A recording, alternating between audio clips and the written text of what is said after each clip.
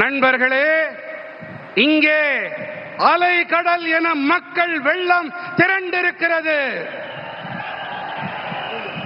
இது ஒட்டுமொத்த தமிழ்நாட்டுக்கும் தேசம் அனைத்திற்கும் கூட ஒரு செய்தியை அளிக்கிறது. அது என்ன தகவல் தெரியுமா?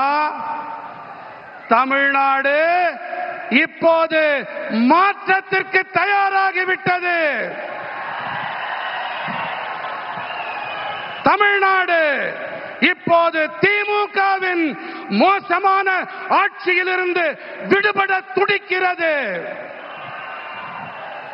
தமிழ்நாடு இப்போது பிஜேபி என்டிஏவின் அரசினை விரும்புகிறது. இந்த மேடையை பாருங்கள் நண்பர்களே, இந்த காட்சியை பாருங்கள் நண்பர்களே. என்டிஏ குடும்பத்தின் நம்முடைய மூத்த தலைவர்கள் தமிழ்நாட்டின் எதிர்காலத்தை நிர்ணயிக்க குழுமியிருக்கின்றார்கள். இந்த நண்பர்கள் அனைவரும் ஒரே ஒரு முடிவோடு, ஒரே ஒரு உறுதிப்பாட்டோடு இங்கே இணைந்திருக்கின்றார்கள். அது என்ன உறுதிப்பாடு தெரியுமா? தமிழ்நாட்டை நாம் திமுக அரசிடமிருந்து விடுவிக்க வேண்டும் என்பதே அந்த உறுதிப்பாடு.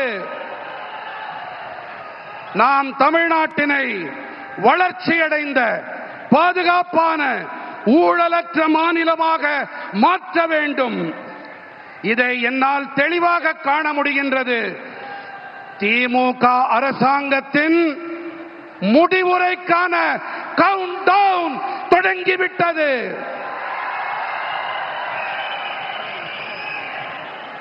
मैं अपने भाषण को आगे चलाऊं उसके पहले ये बिटिया को चित्र बना के लाई है। ये कब से खड़ी है। उधर कोई वरिष्ठ सज्जन भी मेरी मां का चित्र बना करके लाए हैं। मैं आपके इस प्यार के लिए आपका बहुत आभारी हूं। मैं मेरे एसपी जी के साथियों से कहता हूं कि आपसे वो कलेक्ट कर लें और ये बिटिया अपना अगर नाम पता लिख देगी तो मैं जरूर आपको चिट्ठी लिखूंगा। நான் என் உரையை மேலும் தொடர்வதற்கு முன்பாக நெடுநேரமாக அங்கே ஒரு சிறுமி, ஒரு குழந்தை என்னுடைய அம்மாவின் படம் என்று நினைக்கிறேன், அதை கையிலே ஏந்தி கொண்டு எனக்கு தர வேண்டும் என்று துடித்துக் கொண்டிருக்கிறது. குழந்தை, உன்னுடைய பெயர் அதில் இருந்தால் போதும், இதை நான் பெற்றுக்கொண்டு உனக்கு என்னுடைய நல்லாசி கடிதத்தை கண்டிப்பாக அனுப்புகின்றேன். என்னுடைய நண்பர்கள் அதை பெற்றுக்கொண்டு என்னிடம் தருமாறு கேட்டுக்கொள்ளுகிறேன். தேங்க்யூ बेटा। நன்றி பெண்ணே। ये बच्ची कुछ कह रही है, भाई जरा देखो। उसका नाम पता अगर नहीं लिखा है तो लिखवा लो। அந்த குழந்தையின் பெயர் முகவரியை தயவு செய்து அதிலே குறித்துக் கொடுங்கள்। इतने प्यार से, इतने उत्साह से आई है बेटी। थैंक यू बेटा, थैंक यू।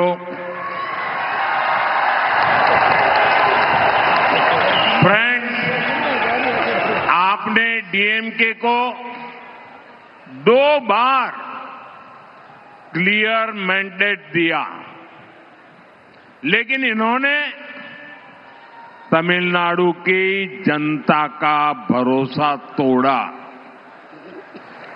डीएमके ने वादे ढेर सारे किए, लेकिन काम 0 रहा। डीएमके सरकार को अब लोग सीएमसी सरकार कह रहे हैं। सीएमसी सरकार यानी करप्शन, माफिया और क्राइम को बढ़ावा देने वाली सरकार। तमिलनाडु की जनता अब डीएमके और सीएमसी दोनों को उखाड़ फेंकने का मन बना चुकी है। यहां बीजेपी एनडीए की डबल इंजन सरकार बनना तय है।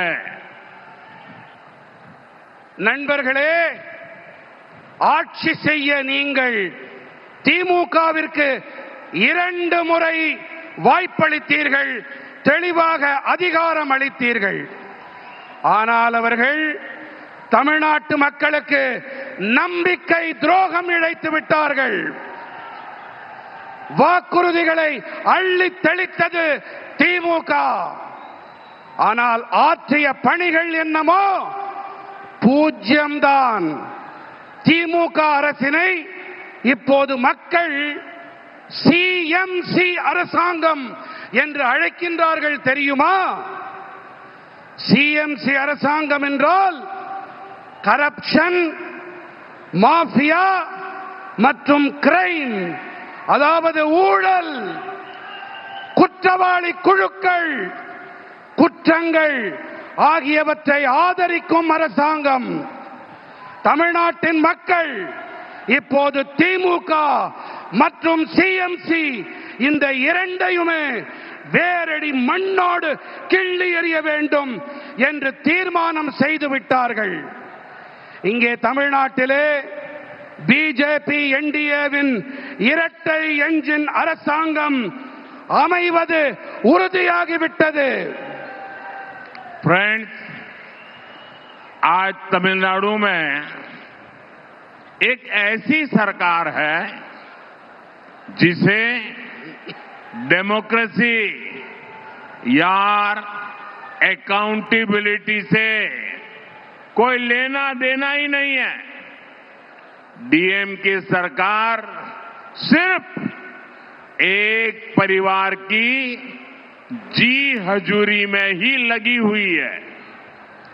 अगर किसी को डीएमके में आगे बढ़ना है तो उसके पास सिर्फ 3 या 4 रूट हैं. Dynasty root, corruption root, abuse women root, abuse our culture root. और यही कारण है कि आज डीएमके में वही लोग आगे बढ़ रहे हैं जिनको इस प्रकार के काम आते हैं. इसका नुकसान पूरे तमिलनाडु को हो रहा है. तमिलनाडु का बच्चा बच्चा जानता है कि कहां कहां कितना करप्शन हो रहा है और करप्शन की ये कमाई किसकी जेब में जा रही है. நண்பர்களே,